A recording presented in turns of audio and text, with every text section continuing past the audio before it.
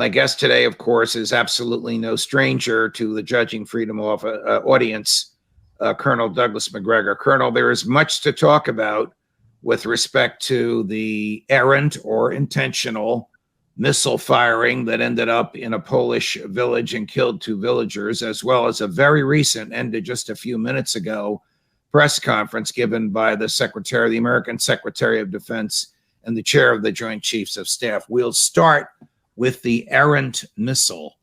So we know the facts that somehow a missile of Russian origin ended up in Poland near the border, I understand, and it killed 2 villagers. Can you tell us about this? Who could have fired a Russian missile? These missiles were not of Russian origin. Now, the S-300 system was designed by the Russians, but these missiles are not of Russian origin. They're Ukrainian missiles. And we knew that this was probably either a mistake, an accident, or potentially an attempt by the Ukrainians to somehow or another involve Poland. I didn't believe the Ukrainians would do that, so I pretty much dismissed that up front. And now I think we know with absolute certainty this was an accident. This was not intentional. And what people don't understand is these air defense crews that man these batteries over in Ukraine have been under enormous pressure.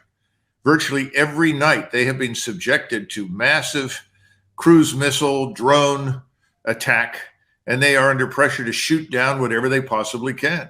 Right. So it's very understandable that someone launched a missile. It was misoriented and ended up in Poland. It's tragic, but it was an accident. Let me show you a brief clip, just a few minutes old, of Secretary Lloyd Austin, the American Secretary of Defense, addressing this very issue. We're still gathering information, but we have seen nothing that contradicts President Duda's preliminary assessment that this explosion was most likely the result of a Ukrainian air defense missile that unfortunately landed in Poland. And whatever the final conclusions may be, the world knows that Russia bears ultimate responsibility for this incident. I don't know how Russia could bear ultimate responsibility for the incident if the first part of his statement is it was an error by the Ukrainians, but the first part of the statement is newsmaking because it's Lloyd Austin and Doug McGregor agreeing. Yes. Well, he's right on that. I'm glad that they told the truth. The second part is the nonsense of the evil Russian unprovoked aggression, when, of course, we know we've been spending years provoking the Russians. And we built an army with the express purpose of attacking Russia and armed it and trained it and launched it. And just before we were preparing to launch it, it was preempted by the Russians for national self-defense. So that's nonsense, but the rest of it was true. Is it unthinkable that the Ukrainians would do something like this intentionally, knowing that President Duda of Poland is an outlier who somehow thinks that the Ukraine military, aided by NATO and the U.S., can capture Crimea? You might as well try and capture Moscow and capture Crimea and return it, their words, return it to Ukraine. Yeah, I think there's no question but what the doors to the asylum in Warsaw are wide open, and all the lunatics have escaped, and they currently run the Polish foreign and defense ministries. It's crazy. Would the Ukrainians do this at some point? I guess it's possible, but frankly, Judge, they don't need to.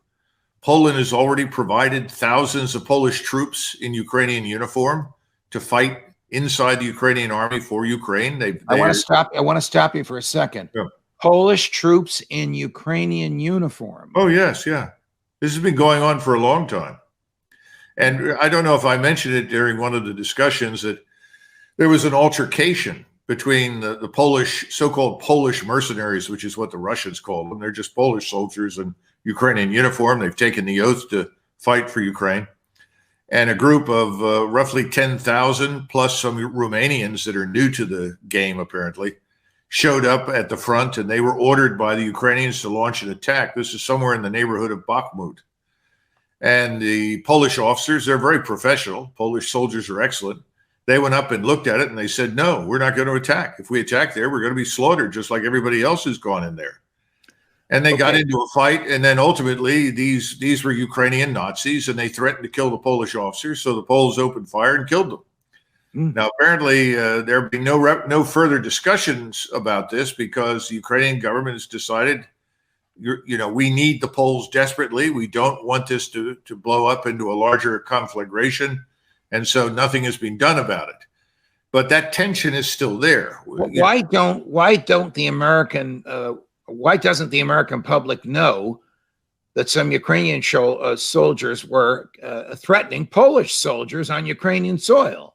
Well, if they were told, and I think there are some outlets that carried something about this. Certainly in Europe there were. I don't know that Americans would have paid much attention because I don't think they understand it. And then secondly, since when was anybody in the mainstream media really interested in informing American citizens about anything? I mean, everything's the narrative. All right, but if President Biden, Secretary Blinken, Secretary Austin, the folks that are running American policy, at least nominally, are they aware of Polish troops in Ukrainian uniforms? I mean, is this a way to inveigle NATO into this war and get us one step closer to World War III? I think it has less to do with enticing the rest of NATO into combat or dragging it into combat than it does with the weakness of the Ukrainians. Okay. And it became very clear very early on with the heavy casualties the Ukrainians were taking that they needed this. And the Poles aren't the only ones. They're just the largest contingent. On the issue of the weakness of the Ukrainians, here is the chair of the Joint Chiefs of Staff, General Mark Milley, just a few minutes ago. Gary, cut number 3. So across the entire frontline trace of some 900 or so kilometers, the Ukrainians have achieved success after success after success, and the Russians have failed every single time. They've lost strategically, they've lost operationally, and I repeat, they lost tactically. All right, is your blood pressure down, Colonel? No, in fact, I have to pay tribute to General Milley and his ability to contradict himself repeatedly and change his story to align nicely with whatever his political bosses want him to say. I mean, after all, most of the time, the chairman of the Joint Chiefs is picked because he's someone they can rely on to say whatever it is they want him to say. Now, recently, as you know, this is last week, Milley got himself into trouble because he went over to the White House in the Oval Office, and when he was asked about the situation, he said 2 things. These are the components, my wording, but it's roughly the same. He said, first of all, the Ukrainians have accomplished what they can reasonably accomplish at this point. And then secondly, it's a good time to turn to negotiations. We should negotiate. Well, those are probably truthful statements that he honestly believed. Oh, yes, because he knows they're bled white. I mean, their little counterattacks right now are company size. 90 or 100 men with a few vehicles. Just 3 months ago, they were attacking in groups of 30 and 40,000. Then 2 months ago, they were down to 500 and 800. Now they're down to groups of 190. The idea being to keep pressure on the Russians. The Russians have slaughtered them. The exchange rate is roughly 1 Russian casualty for every 8 to 10 Ukrainian casualties. Wow. So who can tell a 4-star general who's the chair of the Joint Chiefs of Staff to go on national television and contradict himself and lie? Who can tell him that and get away with it? The guy next to him, the Secretary of Defense? It's the Secretary of Defense. I mean, usually when Bob Gates was Secretary of Defense, that's what he did. It's everybody has been doing this for decades. This is what happened during the Vietnam War. Earl Wheeler was moved up and he was Chief of Staff of the Army, and McNamara made him Chairman of the Joint Chiefs of Staff. And his nickname in the Pentagon was the Chief Sycophant of the Army. And, when he was appointed, the first question that came out of Kennedy's mouth, or actually at that point it was LBJ, previously it had been Kennedy, Well, can we trust him? Is he going to do what you tell him to do? Is he going to say what we want him to say? Oh, yes. No danger at all. Got it. And that's how the 4-stars that end up in these key billets in Washington usually get there. That's somebody that they know will do what they're told and say what they're supposed to. Here's General Milley again, accusing the Russians of war crimes. Number 4, Gary. The deliberate targeting of the civilian power grid, causing excessive collateral damage and unnecessary suffering on the civilian population, is a war crime. That's wonderful. You know, we did that with great precision during the Kosovo air campaign. That's one of the reasons that the Serbs really collapsed, because they had been depending on the Russians to provide them with food and energy during the coming winter.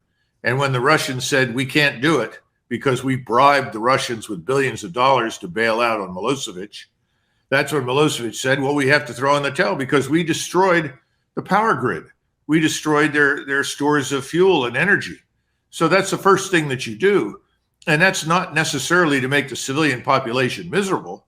It's just an unavoidable consequence of essentially disarming your opponent. And right now, all these strikes that went in last night, the strikes that are going to go in tonight, the strikes that have been going in there for days, are aimed at destroying fuel, power, ammunition, transportation, and the occasional command and control structure. Has anybody ever been prosecuted for war crimes for attacking fuel, infrastructure, power, and command and control? No. Of course not. And if that were the case, then we would have been in front of the Nuremberg trials in 1945. That's war.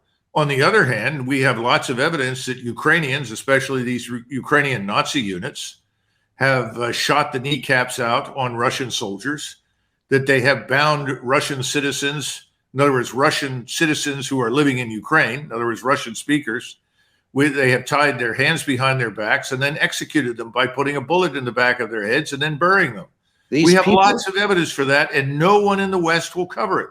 These people that you're referring to as Ukrainian Nazis, are they sort of freestanding militias of Ukrainian males, or are they Ukrainian military with Nazi-like political beliefs? I would say it's more the latter. And I would sort of treat them as the guardians of the regime, of the Zelensky regime. They are used both in combat, but also for the most part now, because many of them were killed by the Russians early on in combat in eastern Ukraine. Now, more and more, they're being used as enforcers. In fact, a report I saw recently said that air defense crews, Ukrainian air defense crews trying to shoot down these missiles, were actually threatened by some of these groups with execution if they did not produce more downed Russian aircraft and missiles. Do these groups comply with command and control, or are they rogue? No, I think they comply with the command and control they get from Kiev. How responsive they are to local commanders, I couldn't say. But if you want to make sure that people attack when they're told to attack after they've taken very heavy casualties, you threaten them. And that's what the communists did during World War II. The NKVD did that. In fact, the NKVD executed 1 million Soviet soldiers who refused to fight or retreated under fire. That's what they're doing. President Putin has recently, and this is newsworthy to me in the political sphere, been criticized publicly from the right by some Russian leaders for not being aggressive enough. I don't think they were oligarchs. I think they are leading figures in Russia. Maybe some of them are academics, but for the first time during this conflagration, they criticized him from the right for not being aggressive enough, for not overrunning Ukraine. Can he get more aggressive? Can he overrun, President Putin, Ukraine? Well, this aggressiveness that you're talking about was never intended at the outset. They operated with a different set of assumptions. That's over. And now they're treating Ukraine as a theater of war. I mean, Russians were asking 6 months ago, why are there any bridges left over the Dnieper River? Yes. Yeah. Why haven't we already destroyed the rail lines and the transportation networks? Why haven't we already destroyed the energy systems, the power grids and so forth? They thought that should have happened up front. But remember, when Putin went in, he told everyone explicitly, I don't want to do that. I don't want to kill Ukrainians. And they treated this, and I think this is very important, they treated Ukraine as a brother Slavic country. In other words, this is a war we Russians really don't want to fight. All right, that's over.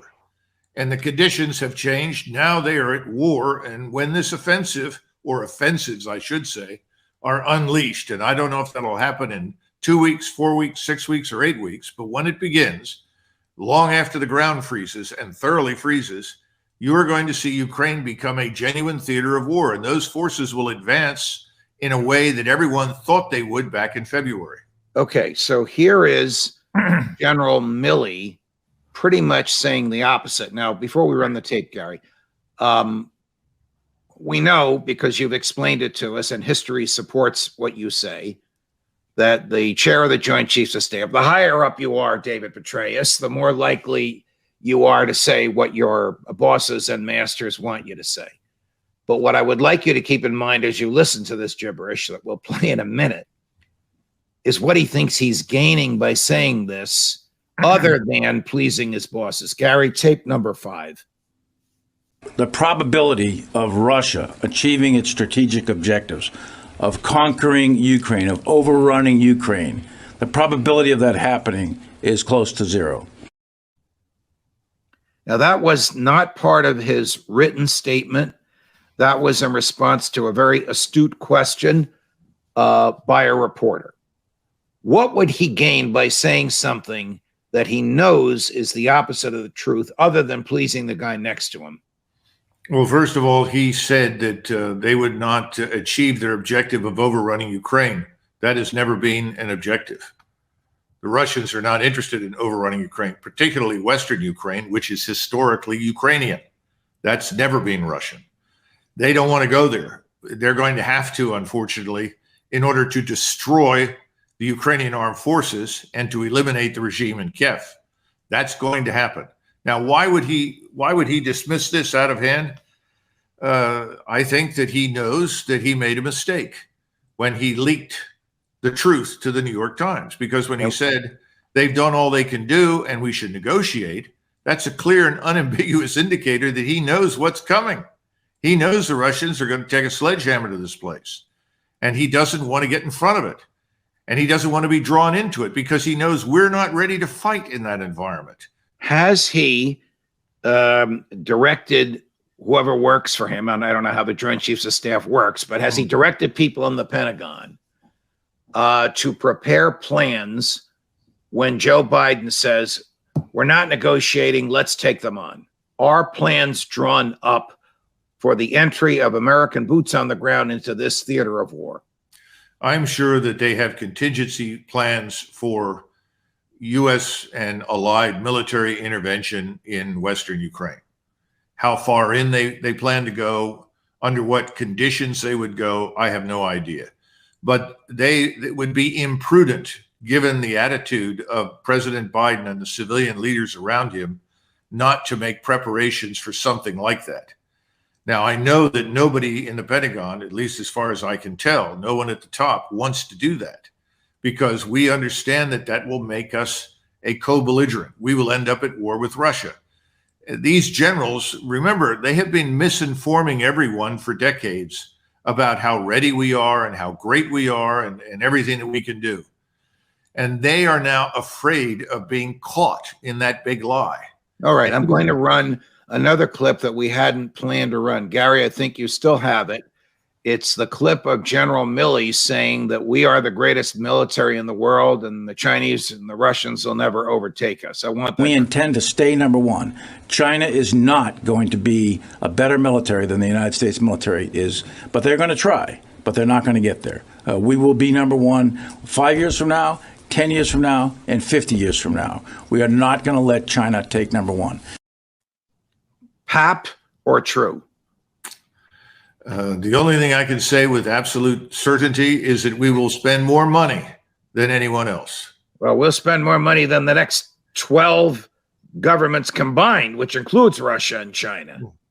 But this is more bluster. This is bloviating, and the proof is in the pudding. And again, I'm hearing that they are very afraid that this administration, the people at the top, do not understand the fragility of our position in Eastern Europe. And right now, everyone is concerned about the fact that if you decided to march in there, I'm sure the Poles would go with you, maybe a few Romanians, although I'm not entirely sure that would last very long. Nobody else is going to show up. Yeah. The rest of NATO, I mean, look, we've got the Italians that have said we're not sending any more aid unless it's humanitarian. Right. The Germans have said, look, we've sent all that we can do. If we send anything else, we won't have anything to fight with ourselves. I got to think that they're going to vote. If they really want, if the crowd around Biden and their colleagues in Western Europe, in the countries that you just mentioned, particularly Poland, really want NATO troops on the ground, they're going to have to pull a false flag. They're going to have some demonstrable, however erroneous and calculated, public event to gather public support around. Otherwise, I would think if Tony Blinken says, hey, we're going in, his colleagues are going to say, see ya. Well, just keep in mind that about 1963, 62, shortly before Kennedy was assassinated, everyone had pretty much decided in the administration, we're going to go into Vietnam.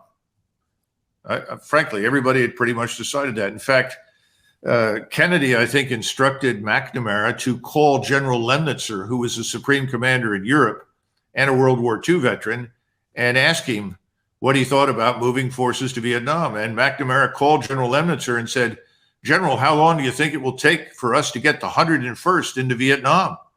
He said, well, I should think it won't take very long. He said, the question is, how long is it going to take us to get it out again? At that point, McNamara was not happy and hung up on him. Do you understand? So you're dealing with a similar group of people right now. I don't think they understand. We're certainly dealing with a nearly identical mentality. Only now, the one thing to keep in mind is in 1965, we were in infinitely better condition militarily than we are now. We probably had the best army we'd ever had in our history.